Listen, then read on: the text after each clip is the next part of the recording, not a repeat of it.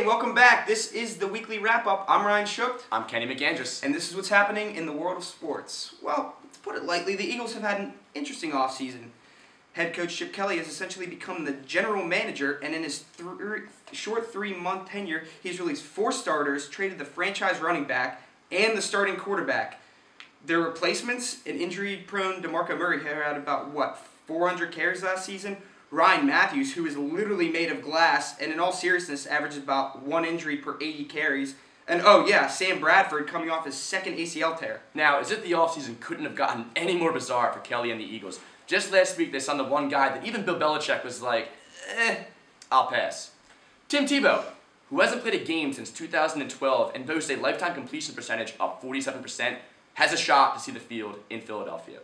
To wrap up the offseason and to ensure the depth at the quarterback position, the Eagles have also announced they plan on signing former 2nd overall pick Ryan Leaf, who was released from prison back in December, as well as Jamarcus Russell, Shane Falco, Paul Crewe, Brucey, Becky the Icebox O'Shea, and Kenny Kawaguchi.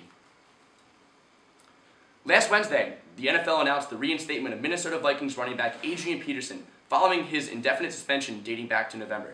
Upon hearing the news, Peterson claimed he was excited, but even more so relieved that he did not have to rely on his backup plan, which is trying out for Major League Baseball to utilize his skills as a switch hitter. Well, in other news, welcome back. Britt McHenry, ESPN's very own Regina George, returns to the big screen following her 1-week suspension after absolutely demoralizing a parking attendant for towing her car.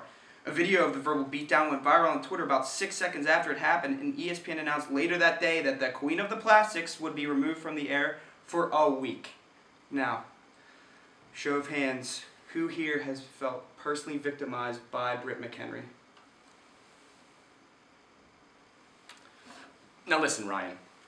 Say what you want about ESPN. You gotta give them a little credit here.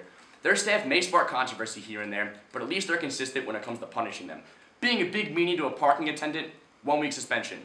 Blaming domestic violence on women on national television, defending those comments on Twitter until being forced to apologize 3 days later, 1-week suspension.